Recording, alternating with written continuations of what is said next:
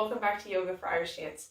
My name is Amelia, and today we're going to be reviewing some yoga terms that you might have heard in a class before, and you might have thought, I don't know what that is, or I would like to know what that is, and we're going to do that today. Let's get started.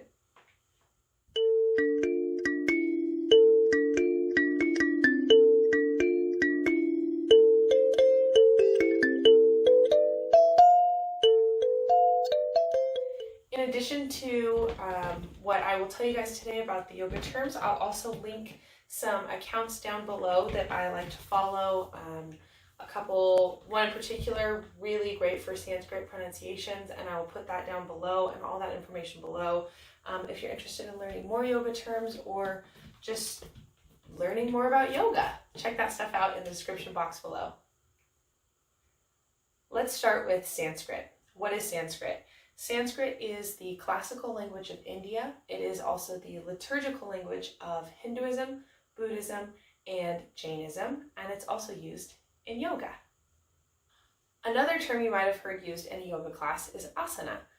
Asana is the third limb of the 8 limbs of yoga, which we won't get into today, but there are 8 limbs of yoga, and asana is the third one. It means posture or physical practice. And it's also the suffix at the end of a yoga pose name in Sanskrit. So as we get into some of those pose names at the end, you'll notice that they all end with asana. Another term you might have heard in a yoga class is pranayama. That is the 4th limb in the 8 limbs of yoga. And it means breathing practice, breath control, or breathing exercise. A term a lot of people have heard is vinyasa. And that can actually be broken up into 2 parts of the word. So nyasa, which means to place, and vi, which means in a special or particular way. So to place in a special way. And it's used a lot to also mean flowing, so linking together of movements or flowing together of the different asana in a class. We're now going to move into the words that have asana as the suffix because these are names of poses in yoga. So to begin, we'll check out uttanasana. That's your forward fold. You do that in a lot of different yoga classes. And that one can be broken into 3 different sections, with asana being the 3rd. And the first 2 being ut and tan.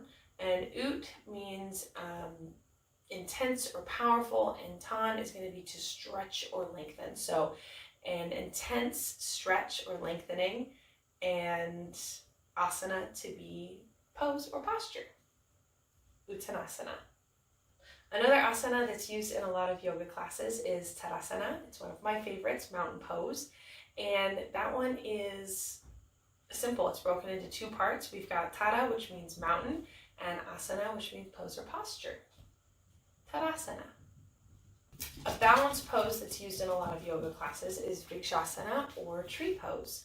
And that one can be broken into 2 sections again. We have vriksha, which is tree, and asana, which is your pose or posture, vrikshasana. The last one we're going to do today is the same one we end our classes with, which is shavasana. Shava meaning corpse, and asana meaning pose. So you also might have heard this one called corpse pose in a class before. And that's shavasana. Thank you all for joining me today to review some yoga terms and some Sanskrit. I will see you all next week. Have a wonderful week and a wonderful weekend. Thank you so much. Bye.